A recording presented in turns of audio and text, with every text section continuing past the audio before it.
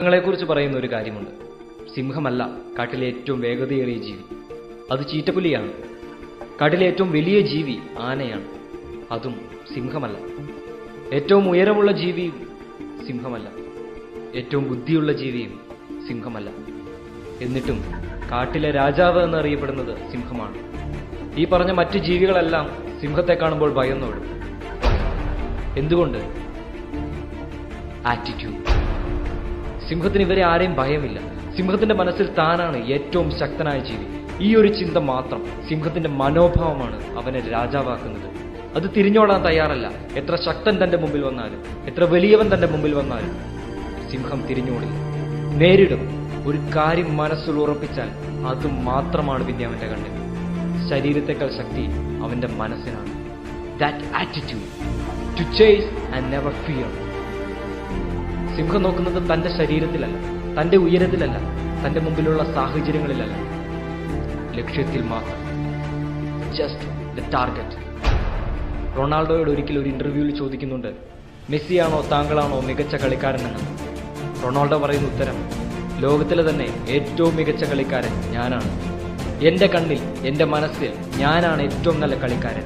I M the best. If I don't keep this attitude, I will never be the best. നമ്മൾ നമ്മളെ എങ്ങനെ കാണുന്നു എന്നതാണ് മനോഭാവം. അതാണ് എല്ലാ വിജയങ്ങളും നിർണ്ണയിക്കുന്നത്. Attitude will always define who we are in life. അവർ സിംഹങ്ങളെ പോലെയാണ്.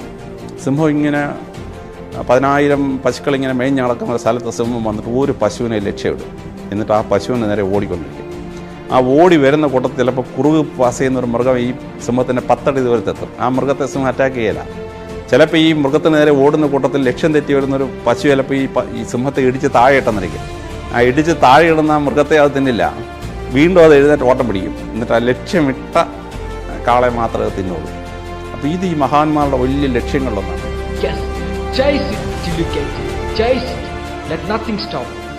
ഒരിക്കലും സ്വയം വില കുറച്ച് കാണരുത്. നമ്മളാണ് നമ്മളെ ഏറ്റവും കൂടുതൽ പ്രോത്സാഹിപ്പിക്കേണ്ടത്. നമ്മളാണ് നമ്മുടെ വില തീരുമാനിക്കുന്നത്, നമ്മുടെ എതിരെ നിൽക്കുന്നവരല്ല, നമ്മുടെ മുമ്പിലുള്ള പ്രശ്നങ്ങളല്ല. Just believe that attitude to face the problems. പരുന്തിനെ കുറിച്ച് പറയുന്ന ഒരു കാര്യമുണ്ട്. കലിതുള്ളി മഴ പെയ്തിറങ്ങുമ്പോൾ മറ്റു പക്ഷികളെല്ലാം തിരിച്ച് കൂടുകളിൽ കയറും, സുരക്ഷിതമായ ഒരു സ്ഥലം തേടും. പക്ഷേ പരുന്ത് ആ മേഘങ്ങൾക്ക് മുകളിൽ പറന്ന് ആ മഴയെ അതിജീവിക്കും. എല്ലാവർക്കും പ്രശ്നങ്ങളും തടസ്സങ്ങളും മുമ്പിലുണ്ട്, പക്ഷെ അതിനോടുള്ള മനോഭാവമാണ് വിജയികളെ സൃഷ്ടിക്കുന്നത്. Your attitude determines your altitude. How high we will go, how high we will fly. It's all about attitude. The problem is not the problem. The problem is your attitude about the problem. Attitude will always define who we are in life. Stand up now and chase your dream now. Let nothing stop you. Be the lion. Keep your head straight. Be the lion.